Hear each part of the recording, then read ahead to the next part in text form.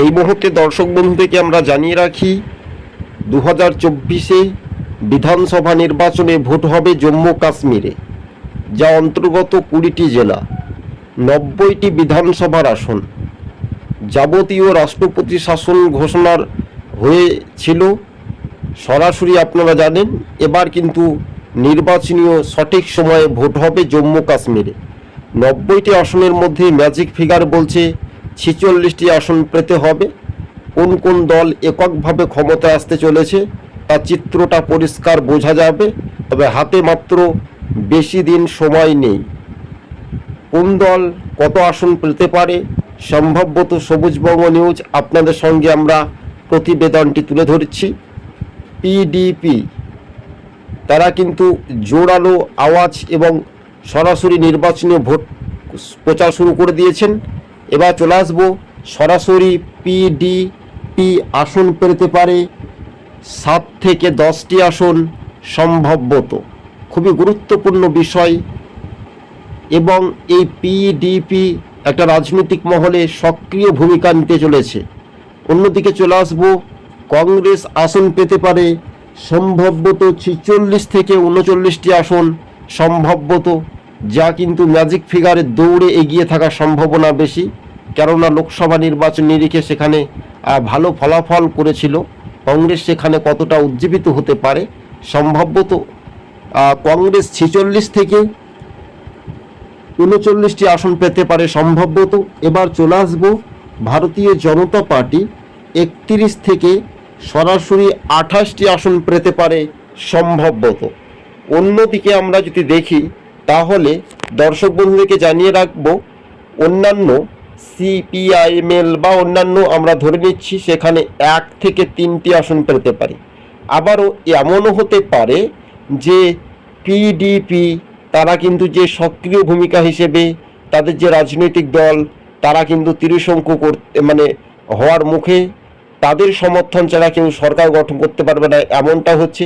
কিন্তু বুথ ফেরত সমীক্ষা এমনটা ইঙ্গিত বলছে যে জনমত সমীক্ষার ইঙ্গিতে বলছে যে পিডিপি সমর্থন কংগ্রেসকে করতে চাইতে পারে বলে এমনটাই খবর।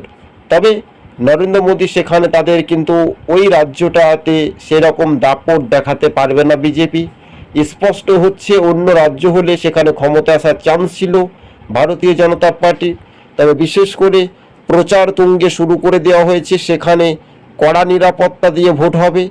জম্মু কাশ্মীরের 20টি জেলা, যে 20টি জেলা গুরুত্বপূর্ণ বিষয় নিয়ে আপনাদেরকে এক নজরে যদি আমরা বলি তাহলে এই 20টি জেলায় যে প্রচার তুঙ্গে এবং জম্মু কাশ্মীরের যে রাজনৈতিক সচেতনমূলক, সেখানে কিন্তু অনেকটাই মাওবাদী আতঙ্ক এলাকা বলে খবর। জাতীয় নির্বাচন কমিশন রাজীব কুমার সরাসরি শান্তি অবাধ সুষ্ঠু পরিবেশে তিনি নির্বাচন করাবেন। ওই সব রাজ্যে ভোট শান্তিপূর্ণই হয়, এটা পশ্চিমবঙ্গ বা অন্য রাজ্য নয় যে ভোট মানুষকে দিতে দেবে না। স্বাভাবিকভাবে যদি আমরা দেখি তাহলে সবুজবঙ্গ নিউজ আপনাদের সঙ্গে যে আমরা প্রতিবেদনগুলি তুলে ধরছি সেটা ধৈর্য সহকারে আপনারা ভালো করে মনোযোগ দিয়ে শুনে রাখবেন। এক কথায় আপনাদেরকে বলতে চলেছি আমরা যে কথার উত্তর বা সেই কথার উত্তরে প্রশ্নে, সেটা কিন্তু খুবই গুরুত্বপূর্ণ বিষয় নিয়ে উঠেছে রাজনৈতিক মহলে প্রশ্ন, তাই তো?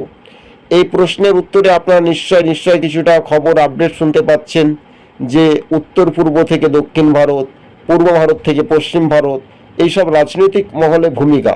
তবে নরেন্দ্র মোদীর একটা ভূমিকা হতেও পারে যে এমন হতে পারে ভারতীয় জনতা পার্টি ত্রিশঙ্কু করে দিচ্ছে, বা অন্যান্যরা যেহেতু দীর্ঘদিন প্রায় আমরা বলতে পারি 10 বছরের সময় ধরে যে রাষ্ট্রপতি শাসন, যে একের পর এক আবার রাষ্ট্রপতি শাসন জারি হয়, ভোট হয় না, আবার পঞ্চায়েতে ভোট হয়, আবার দেখা যায় রাষ্ট্রপতি শাসন।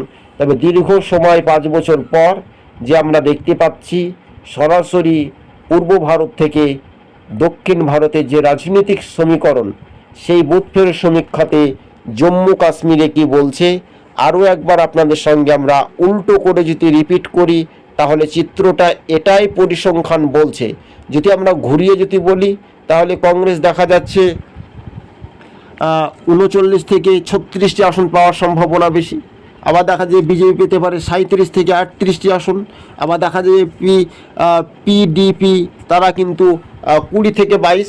এইভাবে যদি অঙ্কটা যদি বলে তাহলে কিন্তু সে অঙ্কের হিসেব বা অন্যান্যরা তাদের সমর্থন ছাড়া, আমরা সিম্পল এই হিসেব বা অনুপাত আপনাদের সঙ্গে সরজমিনে আমরা বোঝানোর চেষ্টা করলাম। আপনারা কেমন হয়েছে আমাদের ইউটিউব চ্যানেলটি যদি ভালো লেগে থাকে অবশ্যই চ্যানেলটিকে সাবস্ক্রাইব করে সঙ্গে থাকবেন, কেননা আমরা একটা অনুমান বা সম্ভাব্য ফলাফল বলে ইঙ্গিত আমরা দিয়ে দিলাম। কেননা এখনও পর্যন্ত যে র্যাঙ্কিং সেখানে কিন্তু জাতীয় স্তরে বিজেপি, কংগ্রেস বা অন্যান্য তারা কিন্তু প্রার্থীর তালিকা ঘোষণায় একেবারে চূড়ান্ত করে দিয়েছেন। গতকাল থেকে একেবারে রফাসূত্র নির্বাচনী ভোট প্রচার তুঙ্গে শুরু করে দিয়েছেন, অর্থাৎ 90টি বিধানসভার আসন, এই 90টি বিধানসভার আসনে ম্যাজিক ফিগার কম করে 46টি আসন পাওয়ার সম্ভাবনা বেশি। কিন্তু এই 46 একটা গুরুত্বপূর্ণ বিষয়, এক সময় কথা বলতাম আমরা যে পিডিপি খুবই একটা গুরুত্বপূর্ণ ভূমিকা। যে ভদ্র মহিলাকে আপনারা দেখতে পাচ্ছেন আমাদের ছবির স্ক্রিনের সাহায্যে, তিনি খুব গুরুত্বপূর্ণ ভূমিকা, এক সময় তিনি মুখ্যমন্ত্রীও ছিলেন, তবে স্বাভাবিকভাবে এখন প্রাক্তন। তবে তার রাজনৈতিক ভূমিকা হিসেবে কিন্তু তীরশঙ্কু হওয়ার সম্ভাবনা বেশি বলে তিনি নিজেকে দাবি করেছেন। তবে এদিকে নরেন্দ্র মোদী সেই রকম তিনি প্রচার যাবেন না, কেননা সেই প্রচার তুঙ্গে প্রচার করবেন, প্রচারের মতো প্রচার করবেন না, কেননা বিজেপি জানে যে সরাসরি কাশ্মীরটা তারা ফিরে পাবে না, মানে এটা ত্রিশঙ্কু বা কংগ্রেসের দখলে যাওয়ার চান্স বেশি রয়েছে। হরিয়ানাতেও ভোট রয়েছে, তাও হরিয়ানার দিকে আমরা যাচ্ছি না দর্শক বন্ধুগণ। আরও একবার আপনাদের সঙ্গে সমীকরণটা দ্রুত গতিবেগে আমরা তুলে ধরছি। সম্ভবত এই ফলাফল বা এই পরিসংখ্যানটা জম্মু কাশ্মীরের ভোটার বা মানুষজন কি বলছে, মহিলা ভোটার, পুরুষ ভোটার, যাতে মাওবাদী এলাকাতে ভোট শান্তি, অবাধ, সুষ্ঠু পরিবেশে হবে বলে জাতীয় নির্বাচন কমিশন তিনি জানিয়েছেন যে কড়া নিরাপত্তা, কেন্দ্রীয় বাহিনী কঠোর কড়া নিরাপত্তা দিয়ে থাকতে হবে, কেননা সেই সব রাজ্যে যে সন্ত্রাস বলতে মাওবাদী এলাকা, তাই প্রভাব কিন্তু অনেকটাই যে রাজনৈতিক সমীকরণ হিসেবে একটা উথাল পাথালে দিন আসে। তবে রাহুল গান্ধী তিনি লোকসভার বিরোধী দল নেতা, এদিকে প্রধানমন্ত্রী নরেন্দ্র মোদীও কিন্তু তিনি জোর কদমে কিন্তু প্রচার তুঙ্গে শুরু করে দিয়েছেন। তবে অন্যান্য রাজ্যের যে তুলনামূলকভাবে তার জম্মু কাশ্মীরের যে রাষ্ট্রপতি শাসন ঘোষণা হয়েছিল, দীর্ঘ সময় ধরে ভোট হয়নি, বন্ধ ছিল, কেন বিধানসভা ভোট হয়নি, কিন্তু 2024-এ ফের কিন্তু নির্বাচনের সময় এসেছে, তাই প্রার্থীর তালিকা থেকে প্রচার তুঙ্গে শাসক বিরোধী প্রত্যেক রাজনৈতিক দল সমীকরণটি তুলে ধরছে। আরও একবার উল্টিয়ে ঘুরিয়ে আপনাদেরকে যদি বলি তাহলে 7 থেকে 10টি আসন পাওয়ার সম্ভাবনা রয়েছে পিডিপি। এক কথায় বলা যেতে পারে 7 থেকে 10টি আসন পেতে পারেন পিডিপি।